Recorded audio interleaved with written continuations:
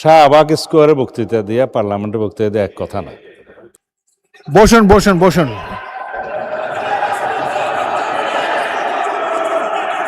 প্রথম কথা হচ্ছে নির্ধারিত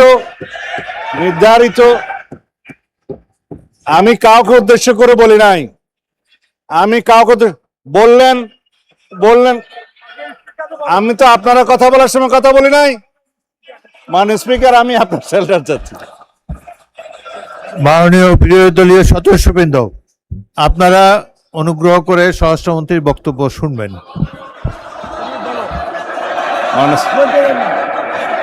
ইয়েস, আই উইথড্র। ঠিক আছে, মাননীয় সদস্য সারাদিন দাঁড়ায় থাকতে পারবেন, আমিও দাঁড়ায় থাকি। মাননীয় স্বরাষ্ট্রমন্ত্রী, আপনি প্রশ্নের উত্তর দেন, মাননীয় আর তাদের স্পিকার, দিকে তাকায় বক্তব্য দেবেন। আপনি যদি আমাকে কথা address না করে বলেন। বলতে দেন তাহলে কিসের বাক স্বাধীনতা? আপনি আমাকে অ্যাড্রেস করেন, বলেন। না, আমি আপনার দিকেই তাকিয়ে কথা হ্যাঁ, বলছি। বলেন, সংক্ষেপে মাননীয় বলেন। স্পিকার, আমাদের এখানে প্রশ্ন যেমন স্পেসিফিক করতে হয়, এই সংসদে সম্পূরক প্রশ্নও একই রকম করতে হবে। আমি যদি কথা নাই বলতে পারলাম, এটাই যদি ডেমোক্রেসি আপনি হয়, উত্তর দেন, মাননীয় আমি সদস্য কি উত্তর দেন। শুনতাম? কেউ তো শুনছে না। আপনি উত্তর দেন, প্রশ্ন যে করেছে তার তিনি উত্তর দেন। প্রথমে বলেছেন আপনারা কি স্বরাষ্ট্রমন্ত্রীর বক্তব্য শুনতে রাজি না?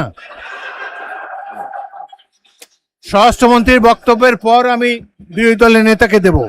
আসমানের উপর কথা জোর দিতে হবে না। মাননীয় স্বরাষ্ট্রমন্ত্রী, আপনি জবাব দেন। মাননীয় স্পিকার, নূতন কোথায় বিরোধী দলীয় কোন এমপির মামলায় আসামি গ্রেপ্তার হয় না সেটা স্পেসিফিক প্রশ্ন দরকার।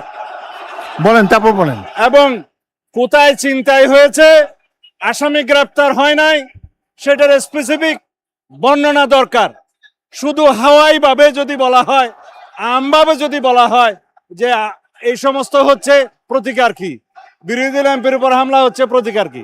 স্পেসিফিক কোশ্চেন করতে হবে। সেই জন্য বলছি, এটা মহান জাতীয় সংসদ, বাইরের বক্তৃতা এখানে চলে না। ওকে, ধন্যবাদ। স্পেসিফিক প্রশ্ন করতে হবে, ধন্যবাদ মাননীয় specific স্বরাষ্ট্রমন্ত্রী। উত্তর দিতে হবে। মাননীয় That was my intention. Enough.